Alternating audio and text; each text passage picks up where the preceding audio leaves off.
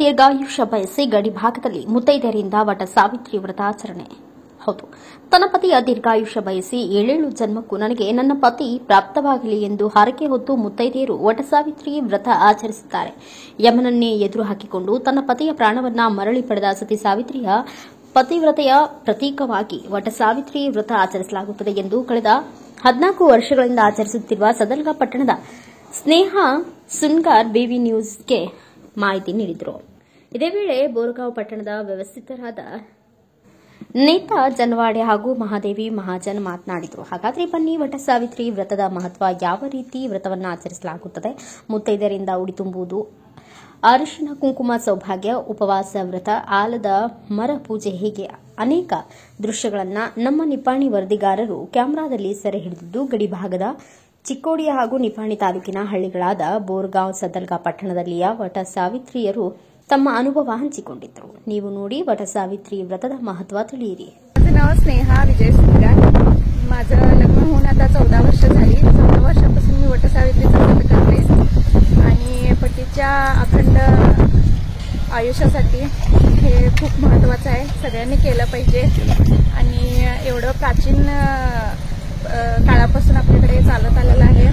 हे संस्कृती आपण जपलं पाहिजे आणि पुढे पण जपायला पाहिजे. सत्यवानसाठी ती एका लहान आश्रमात राहत असत्या, तेवढं तिचं प्रेम असते तिचं सत्यवानवर. मग तिला माहिती होतं की आपला नवरा अल्पायुष्य आहे, मग तो मरतो. तिनं ते यमाबरोबर केलेलं आपल्या नवऱ्यासाठी तिने यमाबरोबर हे केल्या. जास्त नवऱ्याचं प्राण द्यासाठी ते प्राण वाचवण्यासाठी ती यमाकडे आपली प्रार्थना केली.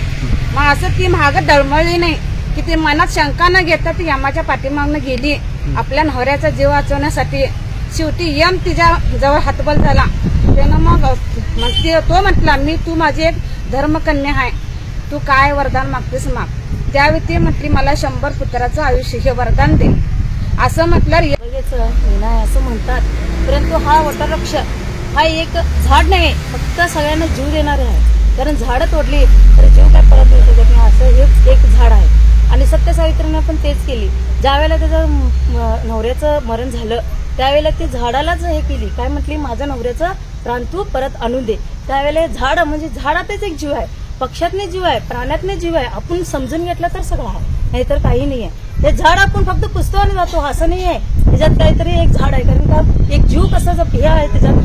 कारण सत्य सावित्रीने कसं सांगितलं की नाही, त्या पद्धतीने ह्या सगळ्या म्हणजे मी पण आत्ताच हे करते, मला पण काही माहित नव्हतं. Bureau report Mahavir Chinchane, Bharat Vaibhav news, Nippani. Thanks for watching. Read, discuss and debate with editor Dr. Yan Prashant Rao. Wanted reporters in print, digital and visual media for Bharat Vaibhav Daily Newspaper, BV News 5 Channel and BV Fast Web News from all the talukas of Karnataka, Goa and Maharashtra. If interested, send your resume to 9019229369.